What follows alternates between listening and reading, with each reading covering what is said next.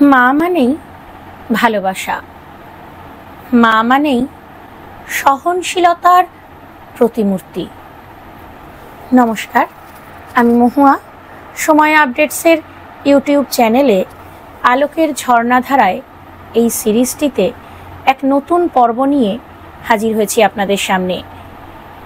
আপনারা সকলেই জানেন এই সিরিজটি জগৎজননী মা শারদার জীবনের প্রত্যেকটি পর্ব নিয়ে আলোচনা, এবং এই আলোচনা আমাদের জন্য কলমে সাজিয়ে দিয়েছেন বেথুন কলেজের সংস্কৃত বিভাগের অধ্যাপিকা ডক্টর মৌসুমী চট্টোপাধ্যায়।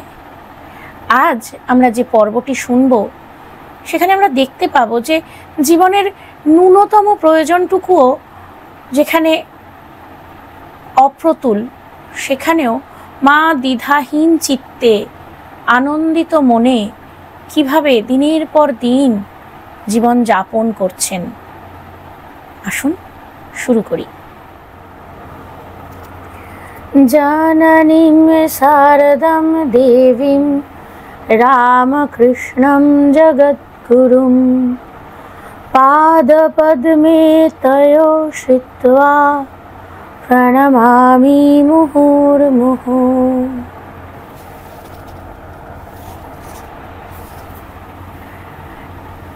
নহবত বাড়ির এতটুকু বাসা। দক্ষিণেশ্বরে সারদা মায়ের থাকার ব্যবস্থা নহবত বাড়িতেই করা হলো। 1847 সালে রানী রাসমণি গঙ্গা তীরের কুঠিবাড়ির সঙ্গে 20 একরের এই জমি কেনেন, যেটি আগে সুপ্রিম কোর্টের অ্যাটর্নি জেমস হেস্টি সাহেবের ছিল। তখন এই স্থান সাহেবান বাগিচা বলে পরিচিত ছিল। রানী রাসমণি কালী মন্দির নির্মাণের দেখাশোনার জন্য জামাই মথুরবাবুকে নিয়ে প্রায়ই কুঠিবাড়িতে থাকতেন। পরবর্তী সময় ঠাকুর মন্দিরের পুরোহিত হয়ে এই বাড়ির নিচের তলায় গঙ্গার দিকে একটা ঘরে বেশ কয়েক বছর ছিলেন। মথুরবাবুর দেহত্যাগের পর ঠাকুর কালী মন্দিরের উত্তর পশ্চিম দিকের ঘরে থাকতেন, বর্তমানে যাকে ঠাকুরের ঘর বলা হয়। এই কুঠিবাড়িরই পশ্চিম দিকে দোতলা নহবত বাড়ি। ঠাকুরের মা চন্দ্রমণি দেবী তার নাতনি লক্ষ্মীর সঙ্গে নহবতেরই দোতলার একটা ঘরে থাকতেন, আর মা শারদা থাকতেন নহবতের নিচের তলার ঘরে। এই ঘরটির আকার অষ্টভুজ ধরনের। ঘরের মেঝের পরিমাণ খুব বেশি হলে 50 ফুট। তার মধ্যেই মা শারদার খাওয়া, বসা, শোয়া, আর সেই স্বল্প জায়গাতেই মায়ের রান্নার বাসন, হাঁড়ি, কড়াই, জলের মাটির জালা, মশলাপাতি, চাল, ডাল, তেল, নুন সব এক কোণে থাকতো। এছাড়া মাথার ওপরে শিকেগুলোতে থাকতো ঠাকুরের জন্য হাঁড়িতে রাখা জিওনো মাছ আর ওষুধপথ্য ইত্যাদি। রান্না করার স্থানটুকু না থাকায় মাকে সিঁড়ির নিচে রাঁধতে হতো। এই কারণে তাকে বারবার ঘর বারও করতে হতো। ঘরের দরজা এত নিচু ছিল যে মাঝে মাঝে তার মাথা ঠুকে যেত। অনেক সময় মাথায় ক্ষতও হয়ে যেত তার। এর মধ্যে মায়ের ভাসুরঝি লক্ষ্মীও দোতলার ঘর ছেড়ে তার কাছে শুতে আরম্ভ করলেন। এছাড়াও ঠাকুরের মহিলা ভক্তদের বসবার ঘরও ছিল এইটি। ধর্মালোচনা শুনতে এসে বেশি রাত হয়ে গেলে মহিলা ভক্তদের ঠাকুর রাতে থাকার জন্য এই ঘরেই পাঠিয়ে দিতেন।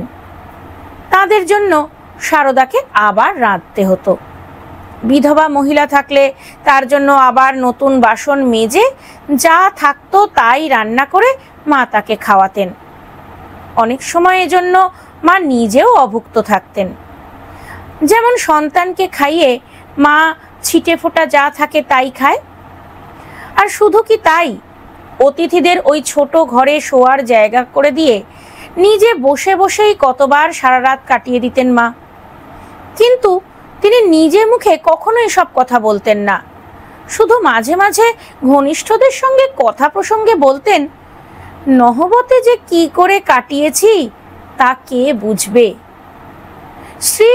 স্ত্রী নিকুঞ্জ দেবী, গোলাপ মা, যোগিন মা সবাই বলতেন যে মা এইটুকু ঘরে কি করে যে থাকেন। আর মা বলতেন, ঘর দেখেছো? ওপরে সব শিকে ঝুলছে। গেরস্থ ঘরে মানুষের যা যা দরকার, মশলা টসলা সব, এমনকি ঠাকুরের জন্য মাছ পর্যন্ত জিওনো থাকতো। সিধে হয়ে দাঁড়ানোর জো ছিল না, দাঁড়াতে গেলেই মাথায় লেগে লেগে মাথা ফুলে যেত। তাতেই উঠতুম বসতুম, রাতে শুলে মাথার ওপর মাছ কলকল করত। আবার কখনো কোনো মেয়েকে ঠাকুর যদি বলতেন থাকতে, সেও আমার সঙ্গে সেইটুকুর ভেতর শুতো। হয়তো তাকে শুইয়ে আমায় বসেই রাত কাটাতে হয়েছে। ঠাকুর নিজেই নহবতের ঘরকে খাঁচা বলতেন। ঠাকুরের মহিলা ভক্তরা শ্রী মাকে দেখতে এসে বলতেন, আহা, কি ঘরেই আমাদের সতীলক্ষ্মী আছেন গো, যেন বনবাস গো। কিন্তু অসংখ্য কষ্টের মধ্যেও বনবাসকালে শ্রীরামের সঙ্গ লাভ করে সীতার মন আনন্দে পরিপূর্ণ হয়ে থাকত। অথচ এখানে কিছু দূরে থেকেও ঠাকুরের দর্শন লাভই অনেক সময় দুর্লভ হয়ে উঠত। নহবতের বেড়ার ফাঁক দিয়ে ঘন্টার পর ঘন্টা ঠাকুরকে দেখার জন্য দাঁড়িয়ে থাকতে থাকতে মায়ের পায়ে বাত হয়ে গিয়েছিল। সেই বাতের যন্ত্রণা মাকে বইতে হয়েছে সারা জীবন। দিন রাত ঠাকুরের কাছে লোক আসতেন, আর মা নহবতের বেড়ার ভেতর থেকে হাত জোর করে দাঁড়িয়ে তার কীর্তন শুনতেন আর মনে মনে প্রণাম করতেন। ঠাকুরের মেয়ে ভক্তদের দেখে সারদা ভাবতেন, তিনিও যদি ঠাকুরের মেয়ে ভক্ত হতেন তবে তার কাছে বসে কত কথা শুনতেন। ত্রিসীতা চাতকীর মতো সারদা নহবত বাড়িতে ঠাকুরের অপেক্ষায় সীতা দেবীর মতো যেন নির্বাসিত জীবন যাপন করতেন। দক্ষিণেশ্বরের খাজাঞ্চি একবার বলেছিলেন যে তিনি এখানে আছেন শুনেছি, তবে কখনো দেখিনি। নহবত থেকে লোকের সামনে মা সারদার বেরোনো ছিল কঠিন। এমনকি প্রাকৃতিক প্রয়োজন চেপে রাখতে রাখতে তার স্থায়ী পেটের অসুখও হয়ে যায়। মা সারদার এই কষ্ট ঠাকুরের হৃদয়কেও স্পর্শ করত। তিনি বলতেন, বুনো পাখি রাত দিন খাঁচায় থাকলে বেঁতে যায়, মাঝে মাঝে বাইরে বেড়াতে যাবে। দুপুরে যখন কালী মন্দিরে খাওয়ার পর্ব মিটলে সকলে বিশ্রাম নিত, তখন ঠাকুর পঞ্চবটিতে গিয়ে নিজে দেখে আসতেন কেউ আশেপাশে আছে কিনা। যদি দেখতেন কেউ নেই, তখন মা সারদাকে বলতেন, এই সময় যাও, কেউ নেই। সারদাও পাড়ে গিন্নিদের কাছে বেড়াতে যেতেন। আবার সন্ধ্যার সময় যখন সকলে কালী মন্দিরে আরতি দেখতে যেত, তখন মা আবার ফিরে আসতেন। আজ এই পর্যন্তই।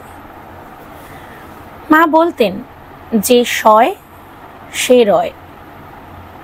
আজকের এই অশান্ত পৃথিবীতে দাঁড়িয়ে এই বাণী যে কত প্রাসঙ্গিক তা বোধহয় আমরা প্রত্যেকেই মর্মে মর্মে অনুভব করছি।